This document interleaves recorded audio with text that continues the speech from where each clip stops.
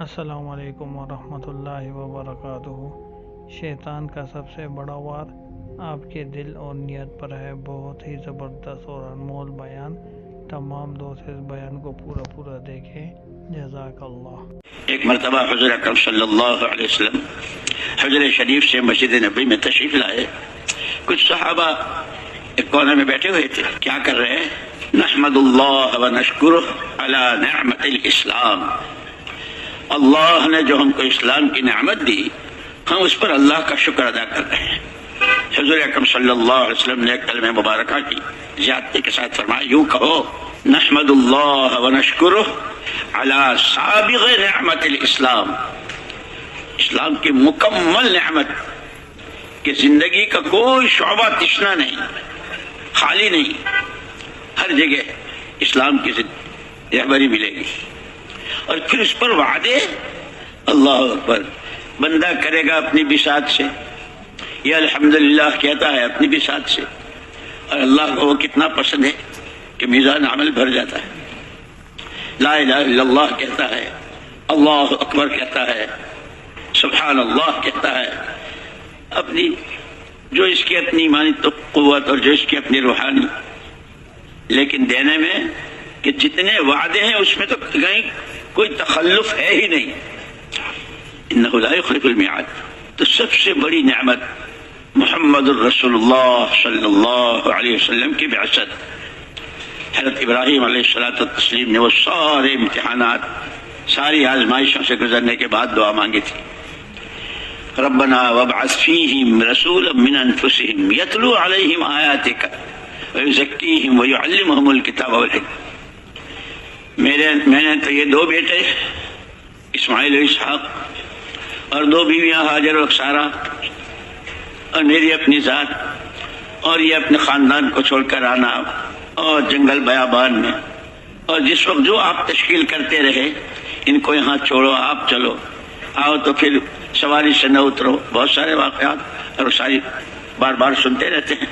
دعا مانگی اور یہ سب سے بڑی دعا مانگی، ایک ایسا پیغمبر برحق انہی میں سے ہو کہ جو انہیں ایمان کی دعوت کی، ہر ایک کو تیری ذات سے جوڑنے کی آواز لگاتا رہے، اور اس آواز کے لگانے والے پیدا ہوتے رہیں، اس کی ترتیب، ہر ایک کا تزکیہ، جتنی گندگیاں ہیں کبر کی، نخوت کی، حسد کی، جھوٹ کی، غیبتوں کی، تہمتوں کی، الزامات کی، بدگمانیوں کی، ان سب سے پاک۔ اس لیے کہتے ہیں کہ بڑے بعض مرتبہ دیکھنے میں بہت معمولی چیز نظر آتی ہے، لیکن جیسے چھوٹا سا عمل، جیسے میں نے کہا نا، صدقہ اللہ کے غضب کو ٹھنڈا کر دیتا ہے، کہ پہاڑ اور آسمان اور زمین اور ہوائیں اور آگ سب اس کے مقابلے میں کچھ نہیں۔ ایسے بعض دفعے کی بہت معمولی غلطی اور گناہ کہ بڑی بڑی مصیبتوں کے دروازے کھلواتا ہے۔ یا ایھا الذین آمنوا اجتنبوا کثیرا من الظن ان بعض الظن اثم ولا تجسسوا ولا یغتب بعضکم بعضا۔ ایمان والو، بدگمانیوں سے بچو، کسی کے پیچھے پڑنے اور کسی کی جاسوسی، تجسس سے، کہ یہ چیزیں غیبت تک پہنچاتی ہے جو بدکاری اور زناکاری سے بدتر ہے۔ یہ شیطان بہت گھاگے مسجد میں بیٹھ کے کرواتا ہے، تعلیم کے حلقے سے فارغ ہوئے اور دو نے تیسرے کی گردن ناپنی شروع کر دی۔ اسی لیے بہت چوکنے رہنے کی ضرورت ہے۔ اس لیے جیسے تاجروں کے یہاں جمع ادھر دونوں کا کھاتا ہوتا ہے نا، اور ہمارے دائیں بائیں دونوں لکھنے والے ہوتے ہیں، دائیں میں کیا آ رہا ہے، بائیں میں کیا جا رہا ہے۔ اسے ایک مرتبہ حضرت عمر فاروق رضی اللہ تعالیٰ عنہ گھر سے تشریف لائے، کچھ لوگ بیٹھے ہوئے تھے۔ تو میں قرآن کی وہ آیت بتاؤں کہ جو آدمی اس کا اہتمام کر لے سیدھا جنت میں، کہ اس کے جنت میں جانے میں صرف مرنے کا انتظار۔ امیر المومنین ضرور بتائیے۔ فرمایا آیت الکرسی، جو نماز کے بعد اہتمام سے پڑھتا ہے۔ فرمایا ایسی آیت بتاؤں کہ آدمی ہر وقت فکر مند رہے۔ امیر المومنین ضرور بتائیے۔ فرمایا فمن یعمل مثقال ذرۃ خیرا یرہ ومن یعمل مثقال ذرۃ شرا یرہ۔ ذرے کے برابر کا عمل خیر یا عمل شر آنکھوں سے دکھائی دے گا، جس پر چیخ اٹھیں گے مال ھذا الکتاب،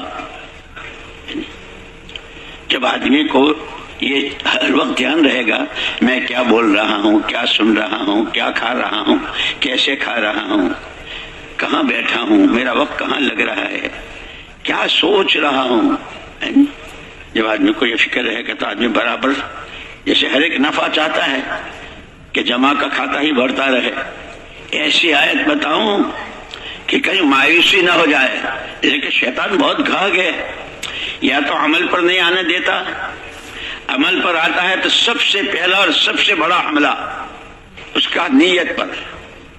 نماز بھی ہے، صلاۃ التسبیح بھی ہے، چلے بھی ہیں، مجمع بھی ہیں، اجتماعات بھی ہیں، بیانات اور تقریریں بھی ہیں، یعنی سب سے پہلا حملہ نیت پر۔ اسی لیے وہ آپ کو بار بار ہم فضائل کے یہ فضائل اعمال اور فضائل صدقات جو ہے اسے معمولی نہ سمجھو، جنت کے اعلیٰ سے اعلیٰ درجات نصیب فرمائے۔ ہر طرح کا مجموعہ، فضائل نماز، فضائل قرآن، فضائل تبلیغ، فضائل ذکر، ایک جلد دوسری جلد، اور کیسے کیسے واقعات۔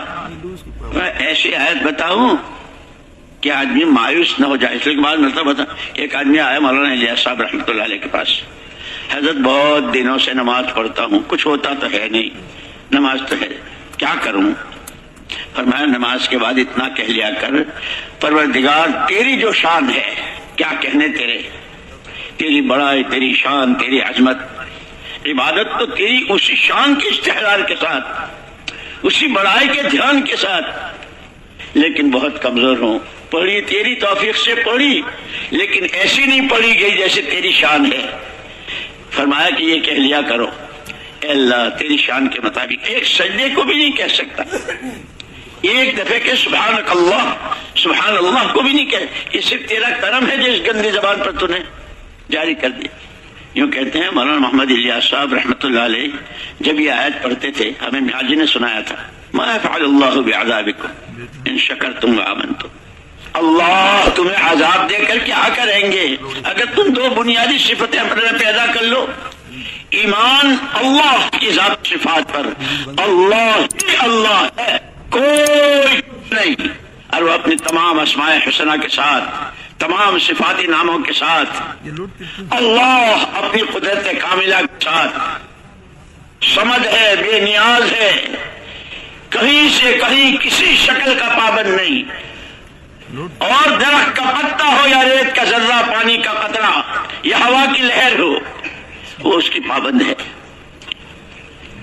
اسی لیے یہ ہمارا جو کام ہے نا بہت سیدھا سادہ، ہر ایک ان عملوں کو کرے اور اپنی ذات سے کرتے ہوئے، انفرادی معمولات، اجتماعی اعمال، اور اپنی ذات سے کرتے ہوئے اپنی نیتوں کا استحضار کہ اللہ کے لیے۔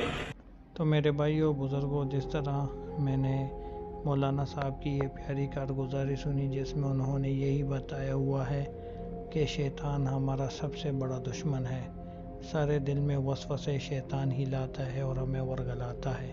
تو اس بیان کو پورا دیکھیں اور سمجھیں اس بیان کو، اور ہمارے چینل کو لائک سبسکرائب کیجیے۔